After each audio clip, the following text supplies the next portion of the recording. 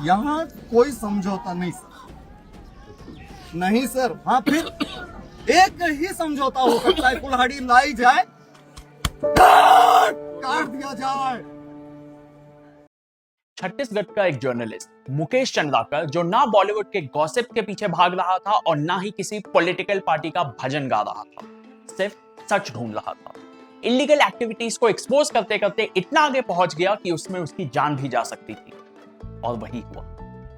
लेकिन national TV पे यह खबर कितने दिनों तक चली? 1 दिन, 2 दिन, शायद उतना भी नहीं। क्यों? क्योंकि इस तरह के प्राइम टाइम तमाशा के लिए मसालेदार खबर नहीं थी ना। छिपा हुआ है आपका ये विक्टिम कार्ड, सच में मुझे कई बार बहुत इरिटेशन होता है सर। लेकिन सैफ अली खान के ऊपर एक अटैक होता है और मीडिया इसको ऐसे दिखाता है जैसे देश का सबसे बड़ा क्राइसिस यही हो।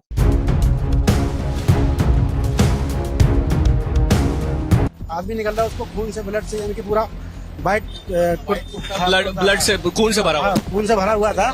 उनको बुलाओ स्टाफ को, मैं सैफ अली खान हूं। तब मुझे पता चला सैफ अली खान है। और वो जर्नलिस्ट जो सच के लिए लड़ रहा था, जो असली इश्यूज उठाता था, उसकी कहानी बिना शोर मचाए गायब हो गई। ये सिर्फ एक ट्रेजेडी नहीं बल्कि पूरे सिस्टम का फेलियर है, जहां सच बोलना रिस्क बन गया है और झूठ बेचना एक बिजनेस मॉडल। जो आवाज सिस्टम के खिलाफ उठती है उसको या तो खरीद लिया जाता है या फिर खामोश कर दिया जाता है। और हम सब जो इस मीडिया पे इतना ज्यादा डिपेंडेंट है, कभी समझ ही नहीं पाते कि कैसे हमेशा हमारा सच हमसे छीन लिया जाता है। हम फैक्ट से ज्यादा इमोशंस पे रिएक्ट करते हैं। मीडिया ने टीआरपी बढ़ाने के लिए इसी को फॉर्मूला बना लिया। ड्रामा बेचते हैं, सच नहीं।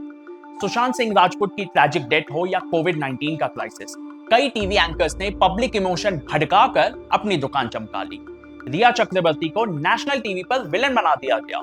उस टाइम पे इन एंकर्स को, माफ करिएगा, इन एक्टर्स को औरत की इज्जत करने का ख्याल नहीं आया था। वैसे तो मीडिया को डेमोक्रेसी का फोर्थ पिलर कहते हैं, पर आज ये पावर से सवाल कम और पावर का पीआर ज्यादा कर रहे हैं। आज के दिन में काफी सारे चैनल्स खुद एक पावर टूल बन चुके हैं, इसीलिए आज गोदी मीडिया जैसा टर्म बहुत पॉपुलर हो चुका है। वैसे ऐसा नहीं है कि मीडिया सिर्फ आज पावरफुल लोगों के गोद में बैठी है, उसका लगभग हमेशा से वही हाल था। चाहे वो इमरजेंसी हो या राजीव गांधी का दौर हो या यूपीए 1 का दौर, अगर आप ऐसा ना करें तो आपको बहुत ही आसानी से साइडलाइन कर दिया जाता था। बरखा दत्त, विनोद दुआ जैसे जर्नलिस्ट को यूपीए रिजीम में पद्मश्री मिला था और उनका नीरा राडिया टेप कंट्रोवर्सी में नाम आया, जहां पर वो एलिजिडली कैबिनेट पोस्टिंग्स पे बात कर रही थी। She is believed to be at the center of a powerful nexus. A nexus that could be behind the 2G spectrum scam. Corporate lobbyist Neera Radia quizzed by the PSC on her alleged role and links to top journalists. Arnab Goswami के leak WhatsApp chats में Pulwama attack और Balakot air strike के बारे में we one like crazy जैसे comments मिले, जहां उन्होंने हिंट दिया कि एयर स्ट्राइक की खबर उन्हें पहले से थी। इसे कहते हैं असली पावर, जो ये सूट बूट वाले एंकर्स, मेरा मतलब है एक्टर्स, लेकर बैठे हैं। क्लियर हो जाता है कि टीवी चैनल्स टीआरपी और पॉलिटिकल लीनिंग्स के चक्कर में न्यूट्रलिटी खो देते हैं। ये कभी रूलिंग पार्टी की तारीफ करते देखे जाते हैं तो कभी ऑपोजिशन का गाना गाते हैं। जो पैसे दे दे या पावर में हो, सबके भक्त बन जाते हैं। इस तरह की पार्शियल रिपोर्टिंग पब्लिक को एक तरफा नैरेटिव पर ले आती है, जहां रियल इश्यूज गायब हो जाता है। ब्लेम गेम, कॉन्स्पिरेसी थियरीज और इमोशनल स्पेक्टिकल ही बचता है। ये स्ट्रैटेजी आजकल हर मेजर इश्यू के साथ देखी जाती है। आवाज बढ़ाओ, इमोशंस भड़काओ और असली सवाल को दबा दो। आप सोच रहे होंगे ये चैनल्स ऐसा क्यों करते हैं? इसका बहुत ही आसान सा जवाब है, बिजनेस मॉडल। ऐसा करना इनकी मजबूरी है, क्योंकि ये न्यूज का बिजनेस और इन एंकर्स की करोड़ों की सैलरी आती है एडवर्टाइजर से, और आज के दिन में सरकार और पॉलिटिकल पार्टी से बड़ा एडवर्टाइजर और कोई नहीं है। इसीलिए ये न्यूज चैनल्स इन्हीं के लिए एक टूल बन जाते हैं, जो केयरफुली फिल्टर्ड इंफॉर्मेशन पेश करते हैं ताकि एक पर्टिकुलर नैरेटिव लोगों तक पहुंच सके। फॉर इंस्टेंस, फार्मर्स प्रोटेस्ट, जब उनके डिमांड्स को हाईलाइट करना चाहिए था, कुछ चैनल्स उन्हें सीधा एंटी नेशनल बोलने लगे।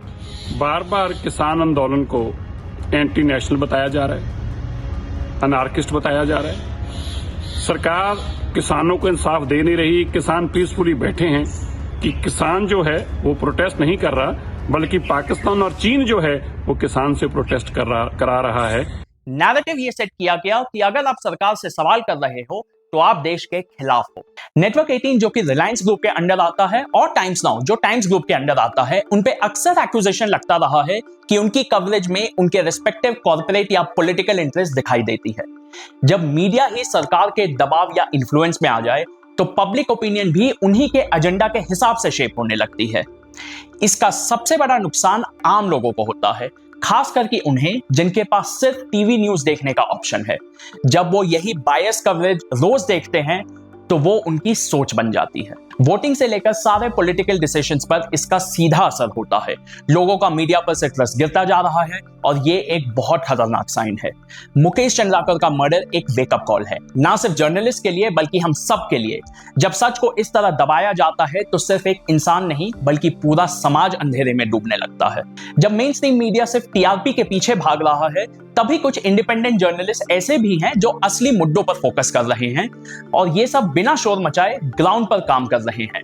उनका काम सिर्फ रिपोर्ट लिखना नहीं है बल्कि उन लोगों की आवाज बनना है जिनके पास और कोई प्लेटफॉर्म नहीं है। The Lalan top, news laundry, the print जैसे प्लेटफॉर्म्स कॉर्पोरेट मीडिया के एजेंडा से पार जाकर कवरेज देते हैं। रवीश कुमार और फे डिसूजा जैसे जर्नलिस्ट ने भी कॉर्पोरेट बैकिंग छोड़कर इंडिपेंडेंट जर्नलिज्म का रास्ता चुना है। अब आप यह आर्ग्यू कर सकते हैं कि ये सभी लेफ्ट लीनिंग जर्नलिस्ट हैं। कई हद तक इस बात में सच्चाई जरूर है, लेकिन आप कभी ध्यान से इस बारे में सोच कर देखिएगा।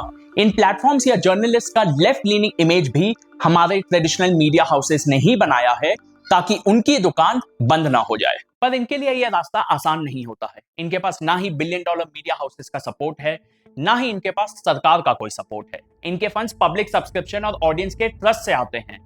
फिर इन्हें लीगल हैरेसमेंट, थ्रेट्स और कभी कभी फिजिकल अटैक भी झेलना पड़ता है। गौरी लंकेश जैसी जर्नलिस्ट को तो अपनी जान तक देनी पड़ी थी। हमारे पास एंटरटेनमेंट के बहुत सारे सोर्सेस हैं, टीवी न्यूज भी उनमें से एक नहीं हो सकता है। जर्नलिस्ट की जिम्मेदारी है सच दिखाना, जिससे रियल चेंज आएगा, और ये तभी होगा जब हम इन्हें सपोर्ट करें फाइनेंशियली, मॉरली, और इनके काम को शेयर करें। अगर हम सिर्फ मसालेदार न्यूज देखते रहेंगे तो मीडिया हाउसेस को मैसेज यही मिलेगा कि ड्रामा ही बिकता है।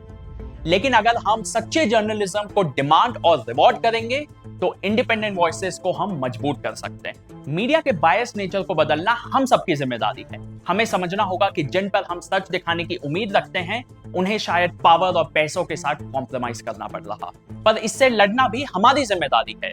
ट्रस्टेड इंडिपेंडेंट प्लेटफॉर्म्स को सपोर्ट करके, खुद फैक्ट्स वेरीफाई करके और ज्यादा सवाल पूछ के।